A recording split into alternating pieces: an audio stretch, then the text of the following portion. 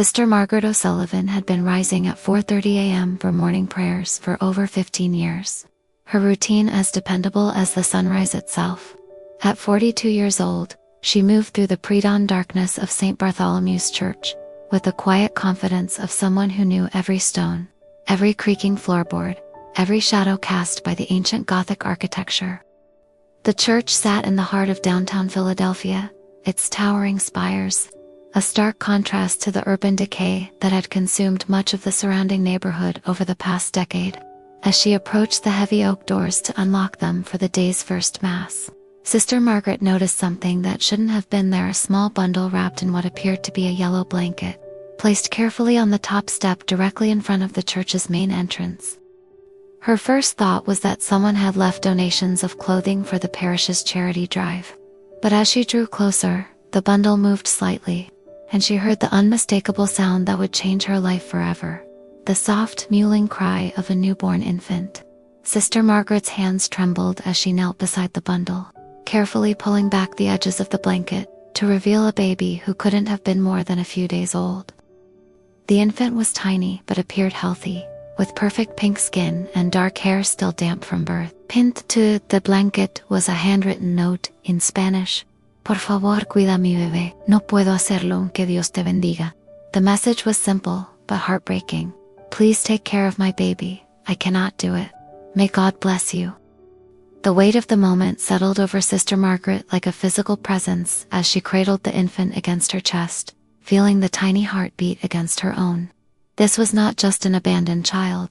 This was a human being whose mother had made the agonizing decision to entrust their most precious possession to the mercy of strangers, believing that the church would provide the safety and care that she could not. In that instant, Sister Margaret understood that her comfortable, predictable religious life was about to become infinitely more complicated. Sister Margaret brought the baby inside the church, her mind racing through the practical and legal implications of what she had discovered. The infant needed immediate medical attention to ensure there were no complications from what had apparently been an unassisted birth. But calling for medical help would trigger a series of mandatory reporting requirements that would transform a moment of private compassion into a public child welfare case. The diocese had strict protocols for handling situations involving abandoned children. Protocols designed more to protect the institution from liability than to serve the best interests of vulnerable infants. In the church's small sacristy, Sister Margaret improvised a temporary nursery using altar linens and holy water as makeshift baby supplies. Her limited experience with infants came from occasional visits with parishioners' families, but maternal instincts seemed to guide her hands as she checked the baby for signs of distress or injury. The infant appeared to be in good health, despite the circumstances of abandonment, though Sister Margaret could see evidence of an umbilical cord that had been cut with something less than surgical precision. The note pinned to the blanket haunted Sister Margaret's thoughts as she held the sleeping baby. Someone, most likely a young mother facing circumstances that made caring for her child impossible, had walked up these very steps in the pre-dawn darkness, placed this precious burden on the church doorstep, and walked away knowing they might never see their child again. The courage and desperation required for such an act was almost incomprehensible, yet the evidence lay sleeping peacefully in Sister Margaret's arms. As the sun began to rise and the time for morning Mass approached, Sister Margaret faced the first of many difficult decisions. She could follow protocol and immediately contact Child Protective Services, ensuring that the baby received proper medical care and legal protection, but also guaranteeing that the infant would disappear into an overburdened foster care system. Alternatively, she could delay official notification while she tried to understand the circumstances that had led to this abandonment, and explore whether there might be alternatives that would better serve the child's long-term welfare. When Sister Margaret finally contacted the diocesan offices later that morning, the response was swift and uncompromising. Bishop Thomas Kellerman, who had led the Philadelphia Diocese through numerous scandals and controversies over the past 8 years, viewed any situation involving abandoned children as a potential public relations catastrophe that required immediate damage control. His assistant, Monsignor Robert Hayes, arrived at St. Bartholomew's within 2 hours, accompanied by a diocesan attorney, whose presence made it clear that legal liability, rather than pastoral care, was the primary concern. Sister Margaret, Monsignor Hayes said as he examined the baby and the note, his voice carrying the measured authority of someone accustomed to managing institutional crises. "I need you to understand the gravity of this situation. We have legal obligations that supersede any personal feelings you might have about this child's welfare. The diocese cannot become involved in unauthorized childcare, regardless of the circumstances that brought this infant to our doorstep." The meeting that followed in the church's small rectory felt more like a legal deposition than a pastoral consultation.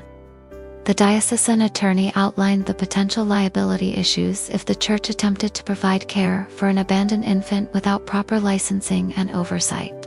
Monsignor Hayes emphasized the importance of maintaining strict boundaries between the church's spiritual mission and social services that were properly the responsibility of secular authorities. Both men seemed to view the baby as a problem to be solved, rather than a human being in need of care and protection. "The proper course of action," the attorney explained, "is immediate notification of Child Protective Services, followed by complete cooperation with their investigation. The church's role ends when we transfer custody to the appropriate authorities. Any attempt to maintain involvement beyond that point exposes the diocese to accusations of interfering with a legal child welfare matter."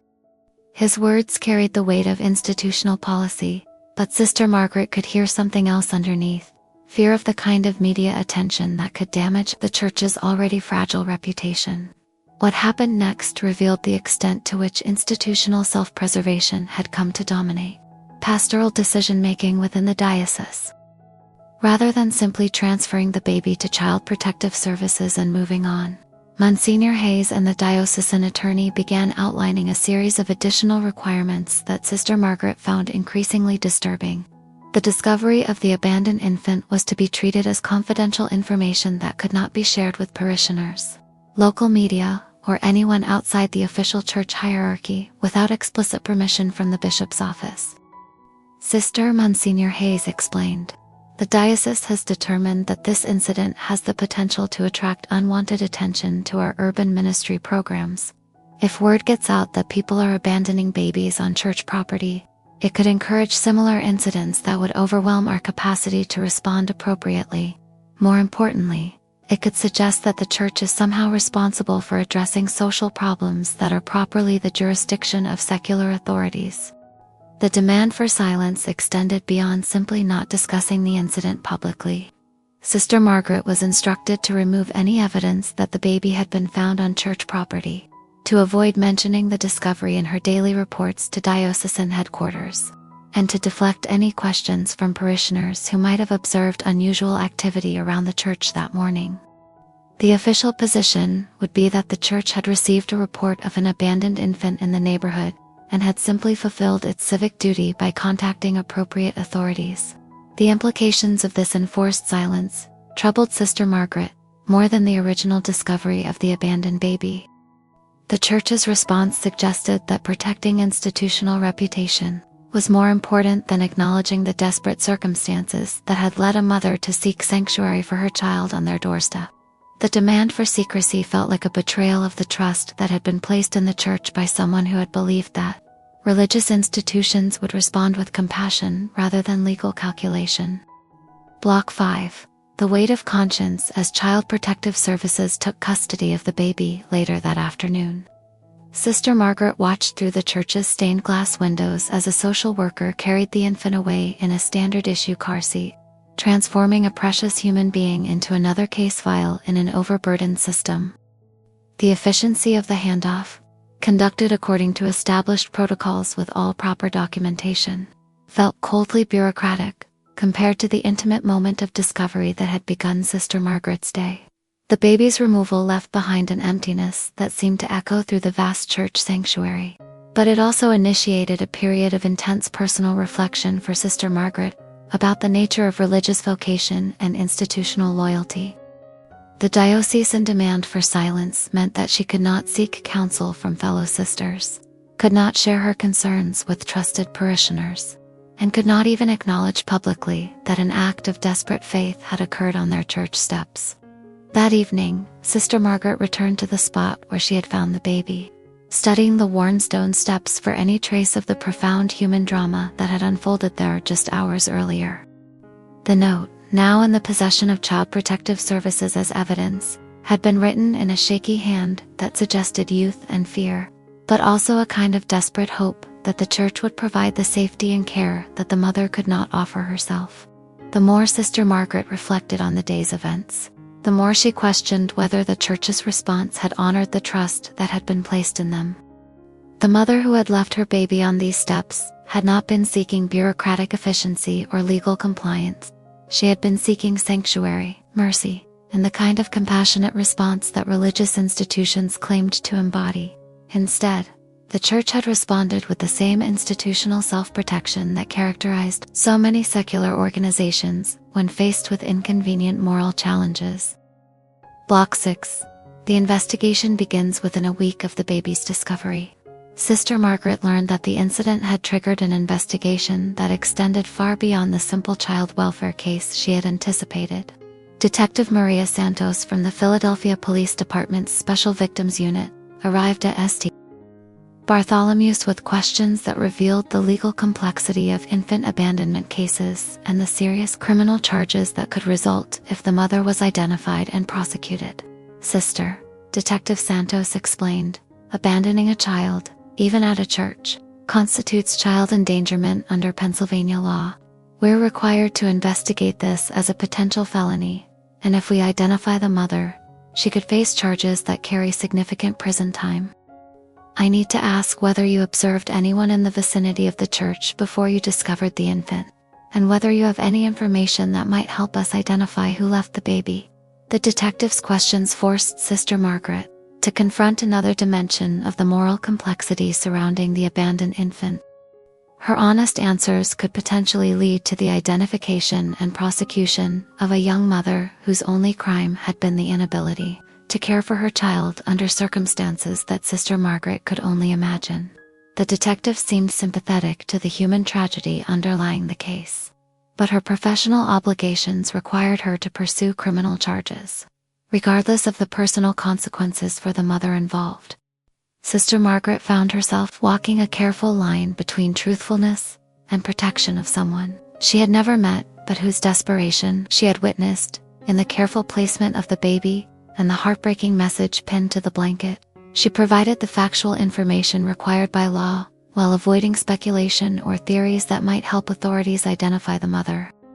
The interview left her feeling complicit in a system that seemed designed to punish rather than help those facing impossible circumstances. The investigation also revealed the broader context of infant abandonment in urban areas, as Detective Santos explained that St. Bartholomew's was the third church in the diocese where an abandoned baby had been discovered in the past 2 years. This pattern suggested that desperate mothers viewed religious institutions as safe havens for children they could not care for, despite the legal risks involved in such decisions. Block 7. The cover-up deepens 2 weeks after the baby's discovery. Sister Margaret received an unexpected visit from Bishop Kellerman himself, accompanied by the same diocesan attorney who had handled the initial response. The bishop's presence at a small urban parish was unprecedented, and immediately signaled that the situation had escalated beyond routine damage control into something approaching crisis management at the highest levels of diocesan leadership. Sister Margaret, Bishop Kellerman said, settling into a chair in the church's modest rectory, I want to personally thank you for your discretion in handling this delicate matter. Your cooperation with our protocols has helped us avoid what could have been a very damaging situation for the entire diocese. His words carried an undertone of warning disguised as gratitude, suggesting that continued cooperation was expected rather than optional. The bishop went on to explain that the diocese had learned through unofficial channels that a local television news station was investigating reports of abandoned babies being found at Catholic churches throughout the city. The potential media coverage represented exactly the kind of negative attention that diocesan leadership had been trying to avoid, and the bishop's visit was designed to reinforce the importance of maintaining absolute silence about the incident at St. Bartholomew's. The church's mission, Bishop Kellerman continued, is to provide spiritual guidance and sacramental care to our faithful parishioners.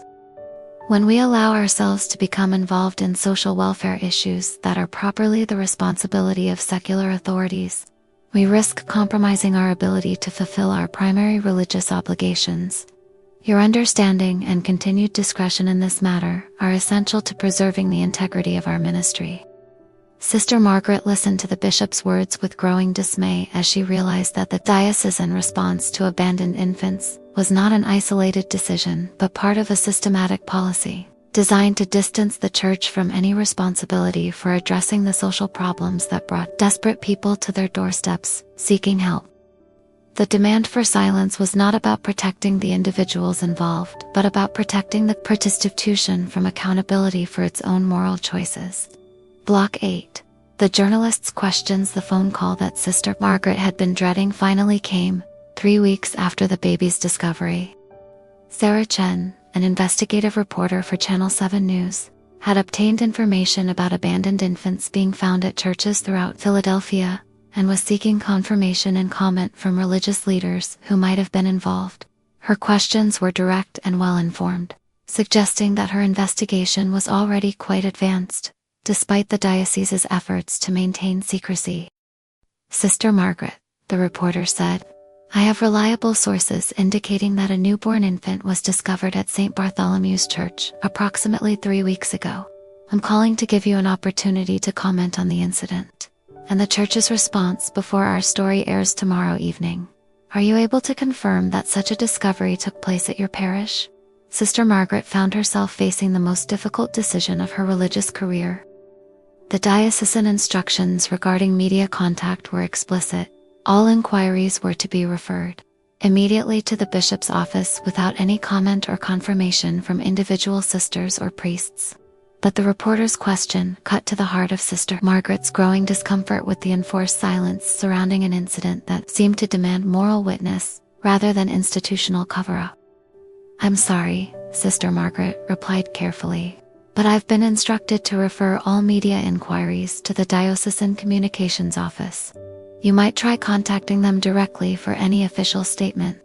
Her response followed protocol while avoiding any outright denial of the incident, but it left her feeling like she had participated in a kind of betrayal of the trust that had been placed in the Church by a desperate mother. The reporter's follow-up questions revealed the broader scope of her investigation and the pattern of silence that she had encountered throughout the diocese. Churches where abandoned infants had been discovered were uniformly referring all questions to diocesan headquarters, which was issuing carefully worded statements that neither confirmed nor denied specific incidents, while emphasizing the Church's cooperation with appropriate authorities in all matters involving child welfare. Block 9. The media storm. When Sarah Chen's investigative report aired the following evening, it sparked exactly the kind of media firestorm that diocesan leadership had been trying to prevent.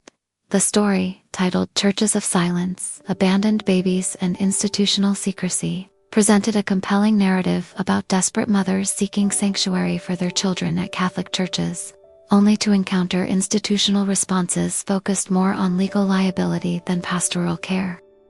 The report included interviews with social workers who described the pattern of infant abandonment at churches throughout the city, legal experts who explained the criminal liability facing mothers who abandon their children, even at religious institutions, and former church employees who spoke anonymously about diocesan policies designed to minimize institutional involvement in social welfare issues. While no specific churches were named and no individual cases were detailed, the overall picture painted the Catholic Church as an institution more concerned with protecting its reputation than serving vulnerable populations. Bishop Kellerman's response to the media coverage was swift and predictable, focusing on the Church's cooperation with legal authorities and its commitment to appropriate professional boundaries in addressing social problems. The official diocesan statement emphasized that church personnel were not trained or licensed to provide the specialized care that abandoned infants required, and that immediate transfer to qualified social service agencies was the most responsible approach to such situations. Sister Margaret watched the news coverage with a mixture of vindication and dread, recognizing that the story accurately portrayed the institutional response she had witnessed, while potentially making her own situation more precarious. The bishop's statement made no mention of the human circumstances that led mothers to abandon their babies at churches, the desperate faith that such acts represented, or the moral obligations that religious institutions might have to respond with compassion rather than legal calculation. The media attention also brought unexpected support from community members, who had not previously been aware of the pattern of infant abandonment in their city. Letters to the editor, social media posts, and calls to local radio talk shows revealed significant public sympathy for the mothers facing impossible circumstances, and criticism of institutional responses that seemed to prioritize self-protection over human welfare.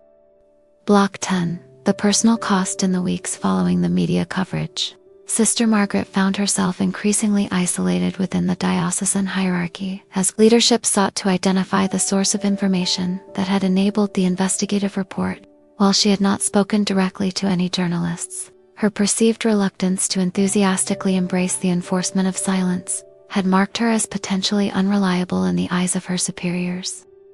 Monsignor Hayes conducted what he described as a pastoral consultation, but which felt more like an interrogation, probing Sister Margaret's contacts with community members, her communications with other religious sisters, and her understanding of the importance of institutional loyalty in challenging circumstances.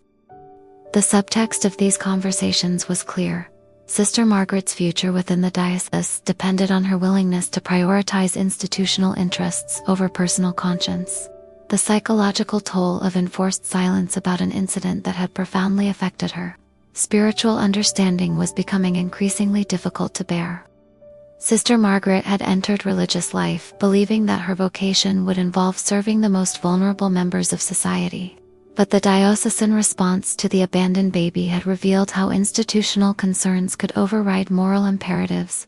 When the two came into conflict, sleep became elusive as Sister Margaret wrestled with questions about the nature of religious obedience and the limits of institutional loyalty. The baby she had discovered on the church steps haunted her thoughts, not just the memory of holding that tiny, vulnerable life, but the knowledge that the Church's response had been shaped more by fear of liability than by the gospel mandates that supposedly guided all their decisions. The isolation was compounded by her inability to seek counsel from fellow religious sisters or trusted parishioners, as the diocesan demand for silence extended to all discussions of the incident. Even in the context of spiritual direction or confidential pastoral relationships, Sister Margaret found herself trapped between institutional demands and personal conscience, with no acceptable outlet for the moral distress that was consuming her spiritual life. Block 11. The choice of conscience. 6 months after finding the abandoned baby on St. Bartholomew's church steps, Sister Margaret made a decision that would end her career within the institutional Catholic Church, but restore her sense of moral integrity. She contacted Sarah Chen, the investigative reporter who had covered the story of churches and abandoned infants, and offered to provide a detailed on-the-record account of her experience and the diocesan response that had followed. The interview, conducted in the same church where Sister Margaret had discovered the baby, was both a confession and a testimony. She spoke about the moment of finding the infant, the note written by a desperate mother, the immediate institutional response focused on liability rather than pastoral care, and the enforced silence that had prevented any meaningful discussion of the moral issues raised by the incident. Her words carried the weight of someone who had wrestled with profound questions about the relationship between religious vocation and institutional loyalty. "When I found that baby," Sister Margaret said, her voice steady despite the magnitude of what she was revealing, "I thought I was witnessing an act of faith, a mother trusting the Church to provide the safety and care she couldn't offer herself. But the Church's response taught me that institutional self-preservation had become more important than the gospel mandate to welcome the stranger and care for the vulnerable." The consequences of Sister Margaret's decision to speak publicly were immediate and severe. Bishop Kellerman initiated formal proceedings to remove her from St. Bartholomew's parish and transfer her to a contemplative monastery where her activities could be closely monitored. The diocesan attorney threatened legal action for violating confidentiality agreements, while Monsignor Hayes expressed disappointment that someone they had trusted had chosen to betray institutional loyalty for personal conscience. Yet Sister Margaret's public testimony, also sparked a broader conversation about the Church's response to social problems and the tension between institutional survival and gospel witness. Community groups began organizing support for mothers facing crisis pregnancies. Legal advocates started pushing for safe haven laws that would protect women who abandoned infants at designated locations, and progressive Catholics initiated discussions about reforming church policies to prioritize human welfare over legal liability. The baby that Sister Margaret had found on the church steps, now known as baby Jane Doe in court documents, had been placed with a loving adoptive family after spending several months in foster care. Though Sister Margaret would never know the child's ultimate fate, she took comfort in knowing that her decision to speak out had contributed to policy changes that might protect other desperate mothers and abandoned children from the kind of institutional response that had prioritized secrecy over sanctuary. In her final sermon at St. Bartholomew's before her forced transfer, Sister Margaret spoke about the difference between religious obedience and moral courage, between institutional loyalty and gospel fidelity.